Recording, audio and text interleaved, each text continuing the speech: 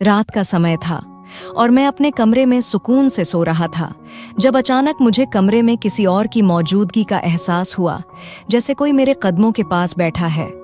मैंने देखने के लिए आंखें खोलीं और देखा कि यह वही है जो आज भी मेरे कमरे में खिड़की से फांदकर अंदर आ गई थी।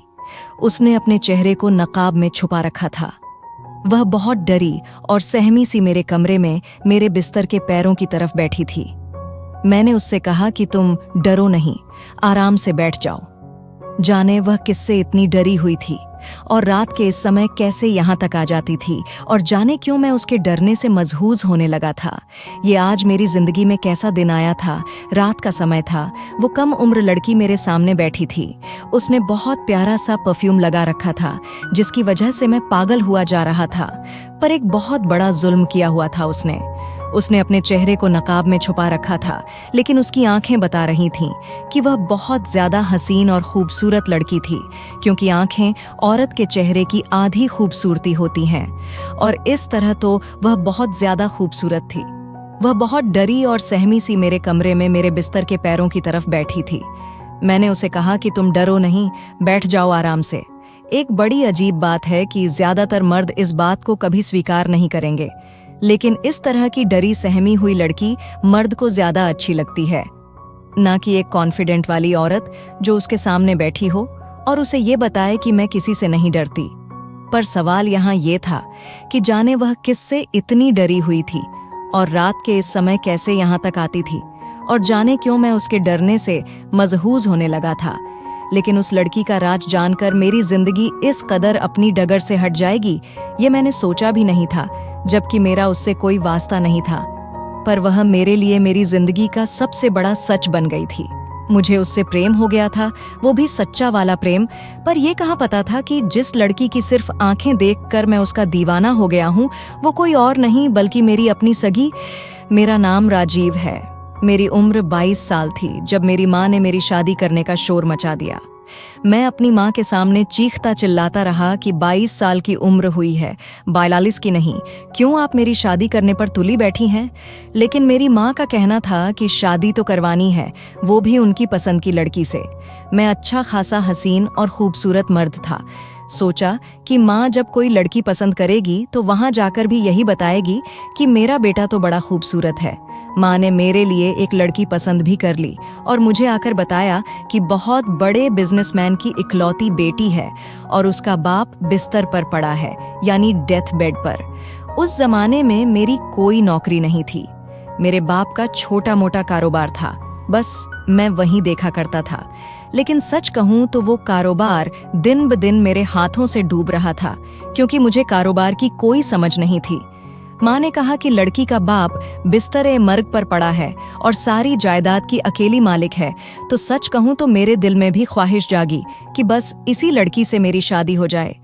क्योंकि कोई माने ना माने, पैसे तो सबको अच्छे लगते हैं, मुझे भी, क्योंकि पैसे के बिना कुछ भी नहीं। माँ ने कहा कि मैं तो हाँ कर आई हूँ और तुम्हारी तस्वीर भी दिखा दी। उन्होंने भी हाँ कर दी तो उनको बहुत पसंद आए।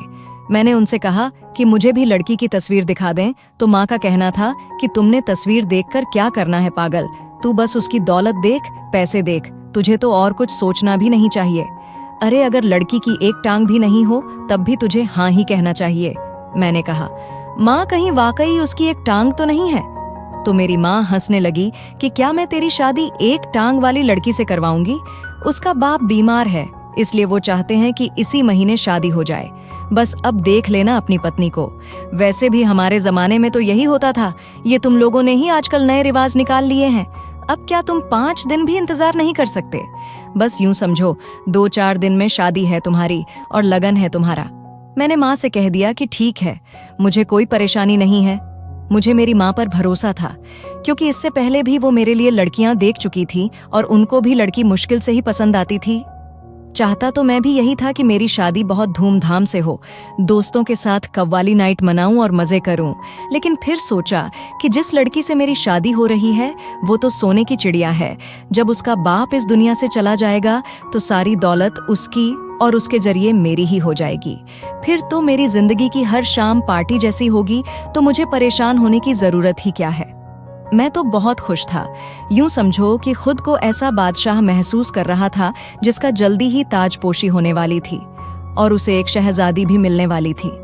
ये बात थोड़ी अजीब थी कि मेरी माँ ने मुझे भी तो लड़की को देखने नहीं दिया था, यहाँ तक कि उसकी तस्वीर भी नहीं दिखाई दी। लेकिन अमीर लोग तो ज्यादातर खूबसूरत ही होते हैं क्योंकि वे अपना बहुत ख्याल रखते हैं। ये तो गरीब होते हैं जिनके पास खाने को भी पैसे नहीं होते, तो फिर अपना ख्याल कैसे रखेंगे। इसलिए मुझे पूरा यकीन था कि लड़की बहुत ज्यादा खूबसूरत होगी और मुझे परेशान होने की कोई ज़रूरत नहीं है, बल्कि अगर मेरी माँ मेरे लिए रिश्ता नहीं देखती तो मुझे कोई आसपास की लड़की ही मिलती जिसने ज़्यादा से ज़्यादा मेकअप किया होता और बस उसके साथ मेरी ज़िंदगी गुजर जाती। और उसमें एक ही खूबी होती कि वो खाना बहुत अच्छा बनाती। पर यहाँ तो मुझे पापा की प्रिंसेस मिल रही थी, इसलिए मैं बहुत ज़्यादा खुश था। शादी की रात तक अपनी दुल्हन को नहीं देखा और जब देखा तो हालत ऐसी हो गई कि जैसे आज तक किसी दूल्हे की नहीं हुई होगी। मैंने अपनी हीरा नाम की दुल्हन को अपनी सुहागरात पर ही देखा था। वो घूंघट किए बैठी थी और जब मैंने उसका घूंघट उठाया तो मुझे ऐसा लगा जैसे मेरे साथ इस दुनिया का सबसे बड़ा धोखा हो गया है, क्योंकि वो लड़की इस कदर बदसूरत थी कि कोई भी मर्द उसके पास जाने से इनकार कर दे। उसका वजन 100 किलो से ज्यादा होगा, उसकी रंगत करीबन काली और नैन नक्श भी अजीब भद्दे से थे।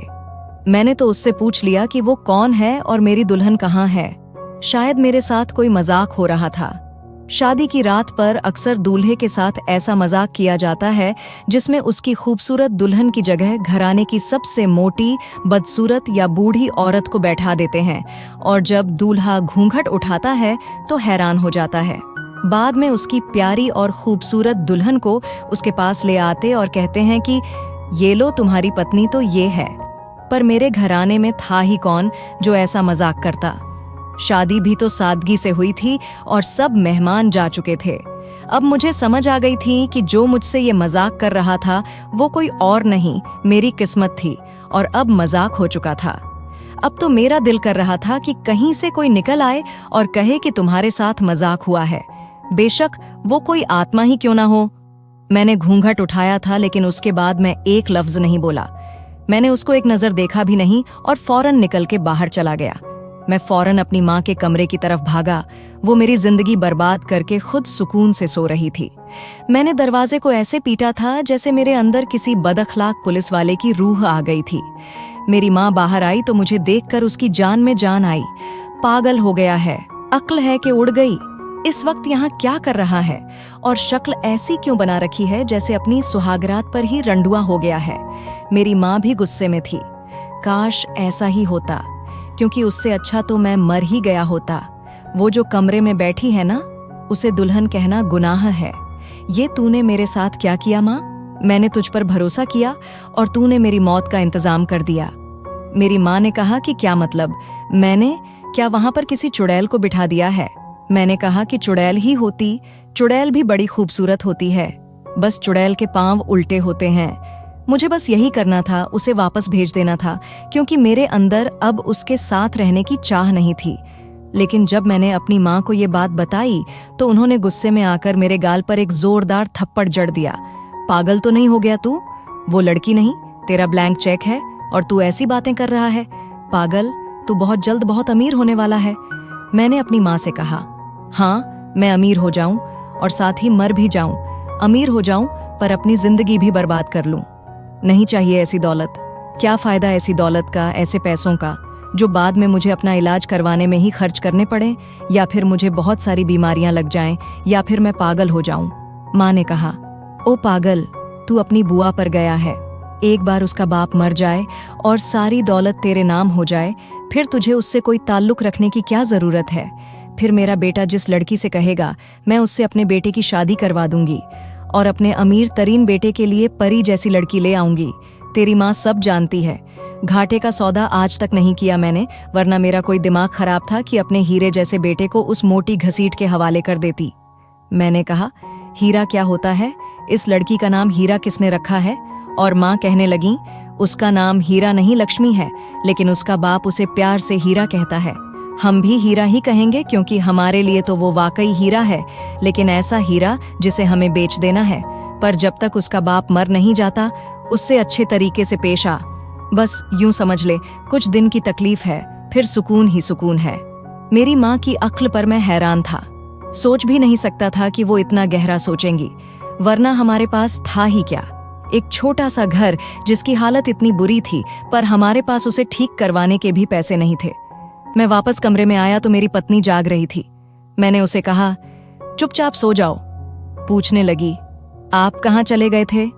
मैंने कह दिया, अपने किसी दोस्त से फोन पर बात कर रहा था। उसने कहा, ऐसा आपके दोस्त को इस वक्त कॉल नहीं करनी चाहिए थी, आज आपकी सुहागरात है।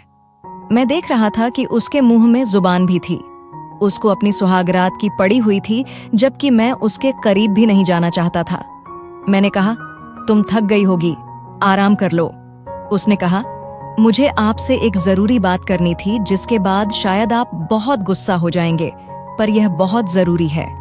मैंने कहा, बोलो, मैं सुन रहा हूं। तो उसने मुझे एक ऐसी बात बताई जो कि अगर किसी भी पति को बताई जाती तो वह हत्थे से ही उखड़ जाता, पर मेरे लिए यह किसी खुशखबरी जैसी थी। जब तक मेरे बाबा बीमार हैं, मैं रोज रात को अपने घर ही रहा करूंगी, क्योंकि रात को बाबा का ख्याल रखने की जरूरत होती है और नौकरों पर मैं भरोसा नहीं कर सकती। मेरे पास अपनी अमीर पत्नी की नजरों में अच्छा बनने और अपनी जान बचाने का बहुत अच्छा मौका था। मैं कुछ भी ऐसा नहीं करना चाहता था जिससे उसे यह महसूस हो कि मैं उसे धोखा दे रहा हूं। मैंने उससे कहा, अभी हमारी शादी हुई है और तुम रात के वक्त घर से बाहर रहना चाहती हो, तुम्हें नहीं लगता कि यह बात कुछ मुनासिब नहीं है? उसका कहना था कि हाँ, ऐसा है, पर मैं क्या करूं? मेरे बाबा जिस तरह बीमार पड़े हैं, पता नहीं उनके पास कितना वक्त है। मेरे लिए यह वक्त बहुत जरूरी है कि मैं उनकी सेवा कर लूं, ताकि मेरी उनके साथ कुछ अच्छी यादें बन जाएं। वह सारी जिंदगी बाहर ही रहे और पैसे कमाने की मशीन बने रहे। उन्होंने हमारे लिए करोड़ों कमाए। ये बातें सुनकर तो मैं दिल ही दिल में बहुत खुश हो रहा था। मैंने अच्छा बनने के लिए अपनी पत्नी को इजाजत दे दी कि वह रात को अपने मायके में रह सकती है, क्योंकि दरअसल मैं उसकी शक्ल भी देखना नहीं चाहता था। और मेरे लिए तो यूं था कि जैसे अंधा क्या मांगे, दो आंखें। रिसेप्शन की रस्म में बैठकर शाम को ही मेरी पत्नी अपने माँ बाप के घर चली गई और मैंने सुख का सांस लिया। लेकिन उसी रात कुछ ऐसा हुआ कि मेरा सुकून बर्बाद हो गया। रात को सुकून से अपने कमरे में सो रहा था जब मुझे हल्की सी दस्तक सुनाई दी। यह दस्तक बहुत हल्की थी, पर बहुत जल्दी जल्दी में दी जा रही थी। मैंने देखा तो इधर मेरे कमरे का दरवाजा खुला हुआ था। फिर यह दस्तक कौन दे रहा था? मैं नींद से जाग ही गया और मैंने महसूस किया कि यह दस्तक मेरे कमरे की खिड़की पर आ रही है और मेरे कमरे की खिड़की बाहर गली में खुलती है। मैं हैरान हुआ कि यह कौन हो सकता है, लेकिन अब दस्तक के साथ साथ आवाज भी आई और यह आवाज बहुत ही नौजवान और खूबसूरत थी। कोई लड़की थी।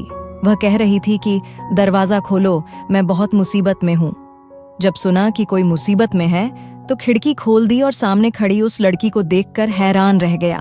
उसने अपने चेहरे को नकाब से और बदन को चादर में छुपा रखा था, लेकिन उसकी आंखें बता रही थीं कि ये आंखें किसी खूबसूरत इंसान की हैं। मैंने उससे अंदर आने को कहा और वह मेरा हाथ पकड़कर खिड़की के अंदर फांद कर कमरे में आ गई। उसने कमरे में आते ही मेरे हाथ जोड़ दिए और कहने लगी कि मैं बहुत मुसीबत में हूँ, मेरी मदद करो। वह मेरे कदम में बैठ गई कि मुझे पनाह दे दो। मैं हैरान भी था और घबरा भी गया। फौरन अपने कमरे का दरवाजा बंद कर दिया। मैंने उससे पूछा कि कैसी मुसीबत? क्या तुम्हारे पीछे कुछ लोग बड़े हैं? अगर तुम कहती हो तो मैं पुलिस को बुलाता हूँ। उसका कहना था कि नहीं, पुलिस को नहीं बुलाना, मैं आपको कुछ नहीं बता सकती, बस मुझे थोड़ी देर के लिए इस कमरे में पनाह दे दो, आज की रात के लिए। मैंने उससे कहा कि मैं तुम्हें कैसे पनाह दे सकता हूँ, मेरे घर में मेरी माँ है और उसने जो हमें देख लिया तो वह 1000 सवाल करेगी, फिर पनाह कैसे दूं? उसने कहा, मुझे बस इस कमरे में बैठने दें, आपकी बड़ी मेहरबानी होगी, मैं थोड़ी देर यहीं पर बैठी रहूंगी, मैं कुछ बोलूंगी भी नहीं, आपको किसी मुसीबत में नहीं डालूंगी, बस मुझे बचा लें। मैंने कहा, ठीक है, तुम इस कमरे में आज की रात के लिए रुक सकती हो। वह लड़की मेरे कमरे में ही रखे एक सोफे पर बैठ गई।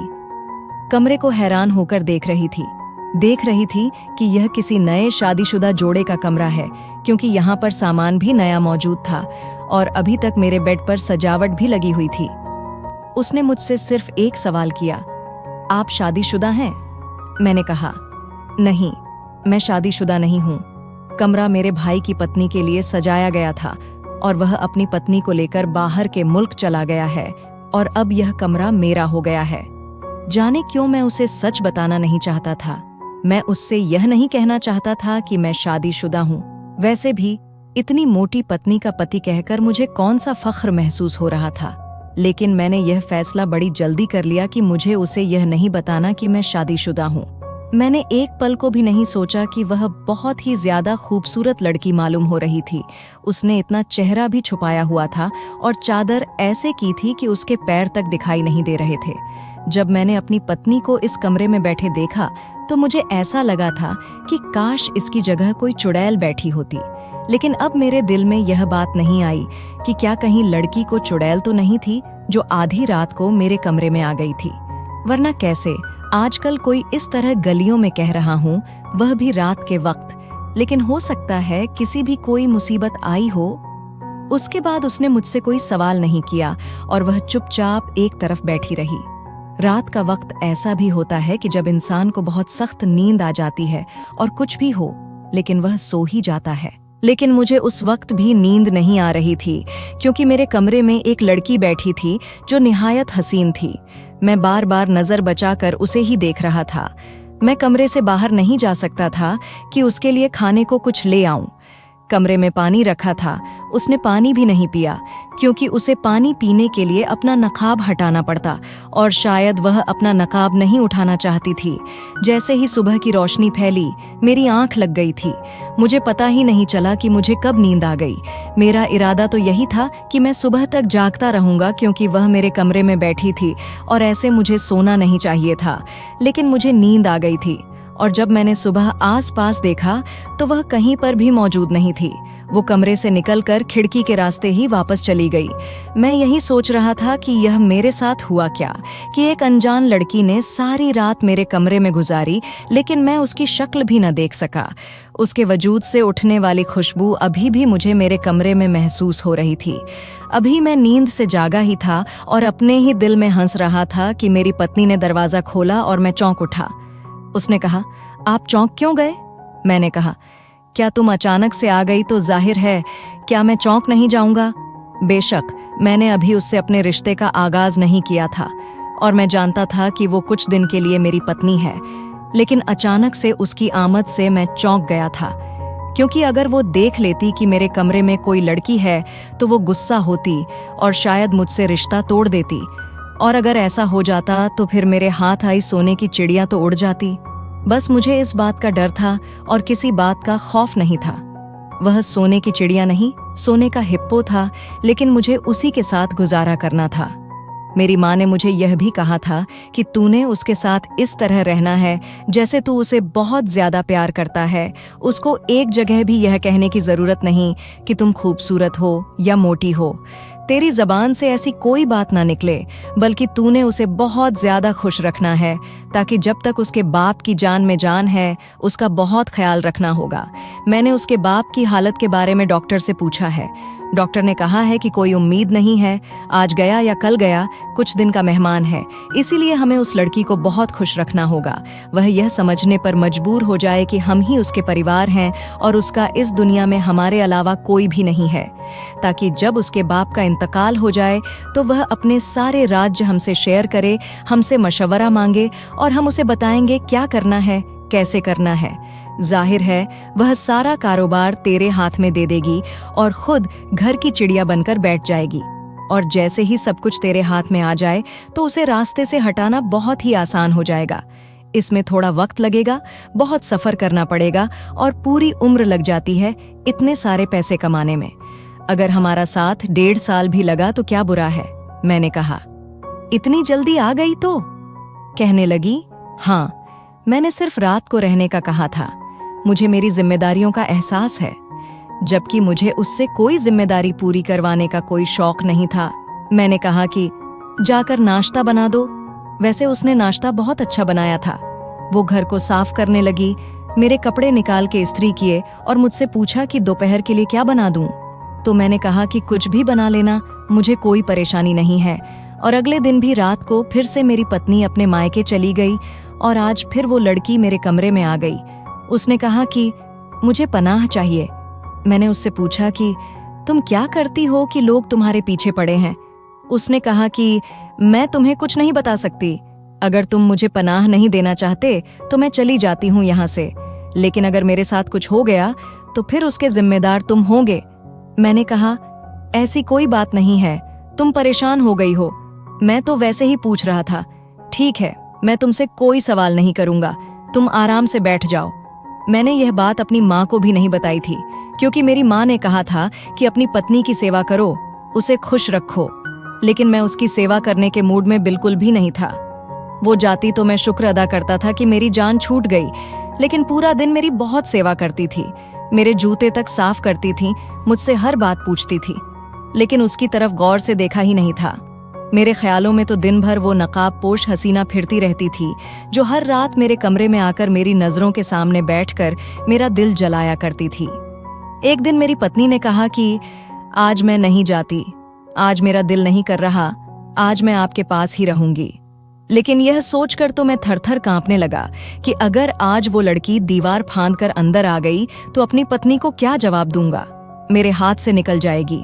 मैंने कहा कि नहीं, तुम चली जाओ, तुम्हें जाना चाहिए, तुम्हारे पापा को तुम्हारी जरूरत होगी। ऐसे कैसे हो सकता है कि बीमार बंदा हो और हर रोज एक काम की आदत हो? वो तुम्हारा उनके साथ रहना जरूरी है, तुम्हारे साथ से उनको खुशी मिलती होगी। तुम आज नहीं जाओगी, और अगर उनको आज रात कुछ हो गया तो। उसने मुझे अचानक घूर कर देखा कि जैसे कह रही हो कि किस किस्म की बातें कर रहे हो।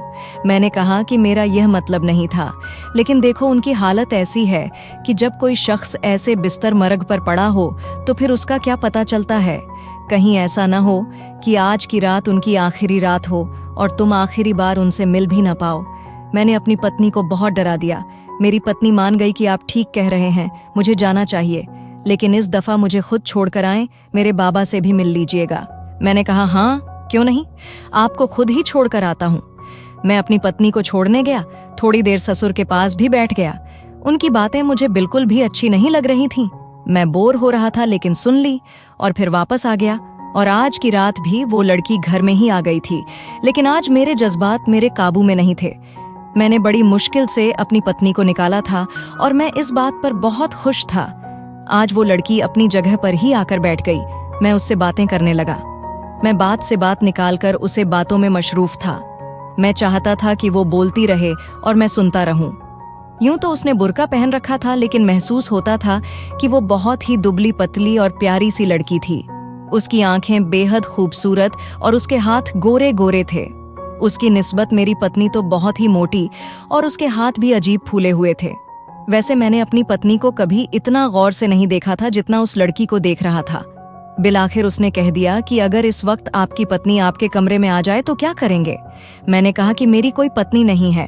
तुम्हें किसने कहा कि मेरी पत्नी है? उसने कहा कि मैं छोटी बच्ची नहीं हूँ, मुझे पता है कि आपकी शादी हो चुकी है और यह कमरा आपका कमरा है। खैर, आपने मुझसे झूठ बोला तो कोई बात नहीं, हो सकता है मैंने भी आपसे कोई झूठ बोला हो। वो उठकर मेरे पास आ गई। मैं हैरान हुआ कि कैसे मेरे पास आकर बैठ गई और मुझे बातों बातों में समझाने लगी कि अपनी पत्नी से वफादारी निभाएं। आपकी पत्नी बहुत अच्छी होगी। औरत अच्छी होती है। कोई भी औरत यह सोचकर नहीं आती कि उसने अपना घर बर्बाद करना है। वो घर बसाने के लिए ही किसी मर्द की जिंदगी में आती है।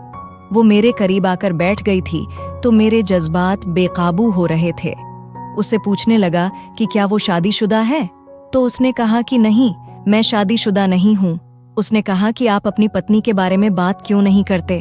तो मैंने कहा कि मुझे मेरी पत्नी बिल्कुल भी पसंद नहीं है। वो बेहद बदसूरत और मोटे जिस्म की मालिक है और मैं सिर्फ उसके साथ इसीलिए हूँ कि उसकी दौलत मुझे मिल जाए। तो वो कहने लगी कि यह तो बहुत गलत बात है, लेकिन यही तरीका है अमीर होने का। मैं बंगले में रहना चाहता हूँ और उसको सिर्फ इसलिए बर्दाश्त कर रहा हूँ कि वो करोड़ों की मालिक है। बस जल्दी से उसका बाप मर जाए और सारी दौलत मुझे मिल जाए तो उसे छोड़ दूंगा, लेकिन उसके बाद मुझे हमसफर की जरूरत होगी जिससे शादी कर सकूं। क्या तुम मुझसे शादी करोगी? उसने कहा कि आपने अचानक से शादी की बात कर दी। आपको नहीं लगता कि आप बहुत जल्दी जल्दी यह सब कह रहे हैं? तो मैंने कहा कि जल्दी, मैं तुम्हें खोना नहीं चाहता, मैं उसको तलाक दे दूंगा। अगर मैं अपनी पत्नी को तलाक दे और मेरे पास बहुत सारे पैसे आ जाएं, बड़ा सा बंगला, गाड़ी और दुनिया की हर सुविधा, तो क्या तुम मुझसे शादी करोगी? तो उसने कहा कि हाँ, फिर मैं आपसे शादी कर लूंगी। तो फिर अगर तुम मेरी होने वाली पत्नी हो तो फिर मुझसे दूर क्यों बैठी हो? मेरे जज्बात से बेकाबू हो रहे थे। वह कहने लगी कि लेकिन आपने तो अपनी पत्नी को 1 मिनट में ही छोड़ देने का प्लान बना लिया। ऐसे चाल को अगर आपको कोई और ज्यादा पैसे वाली औरत मिल गई तो क्या आप मुझे भी छोड़ देंगे? क्योंकि मेरे पास कुछ भी नहीं है। मैंने कहा कि पागल, तुम्हारे पास कुछ नहीं है तो क्या हुआ? मेरे पास तो बहुत कुछ होगा ना। जब पैसे होंगे तो फिर मैं किसी और पैसे वाली औरत के बारे में क्यों सोचूंगा? अभी तो मेरे पास कुछ भी नहीं है, लेकिन जब मैं अपनी पत्नी के साथ सारी जायदाद अपने नाम कर लूंगा तो फिर मेरे पास सब कुछ होगा। फिर सिर्फ मुझे एक खूबसूरत लड़की चाहिए। वह कहने लगी कि आपने तो मेरा नाम भी नहीं पूछा, मेरा चेहरा भी नहीं देखा। उसने कहा कि तुमने अपना चेहरा दिखाया ही नहीं, आज मुझे अपना चेहरा दिखा दो। वैसे मैं पहले ही फैसला कर चुका हूँ और नाम में क्या रखा है, मैं तुम्हें प्यार से हनी कहा करूंगा। बस तुम मुझे अपना चेहरा दिखा दो। लेकिन वह वहां से उठकर जाने लगी। शायद वह अपना चेहरा दिखाने के मूड में नहीं थी, लेकिन मैंने उसका नकाब खींच कर उतार दिया। जैसे ही उसके चेहरे से नकाब हटा तो मेरे कदमों के नीचे से जमीन खिसक गई, क्योंकि यह कोई और नहीं बल्कि मेरी ही पत्नी थी।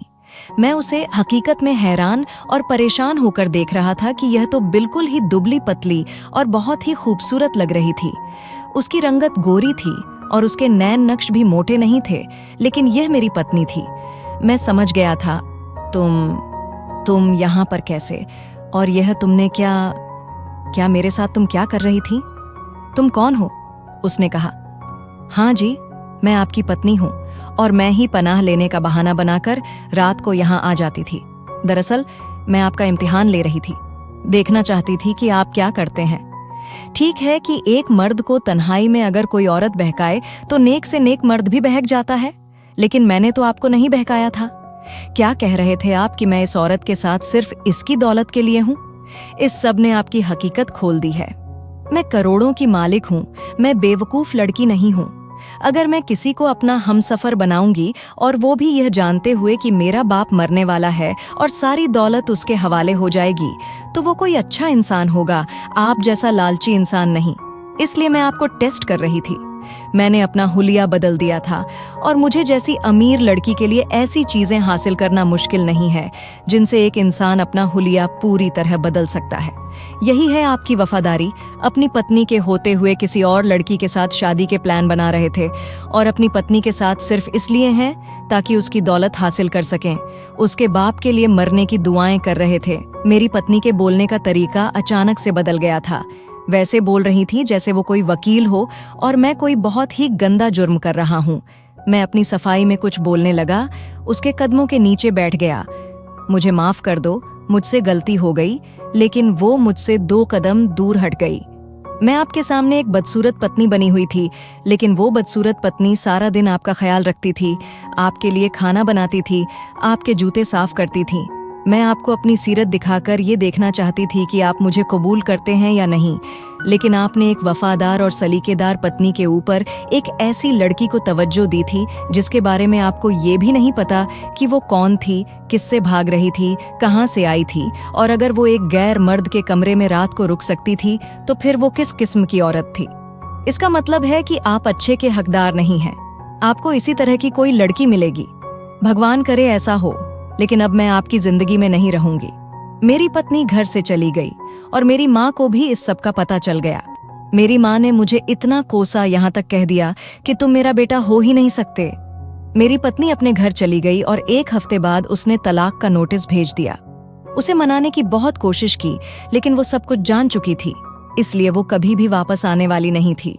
उसने मुझसे तलाक ले लिया और अपनी जिंदगी में वापस चली गई।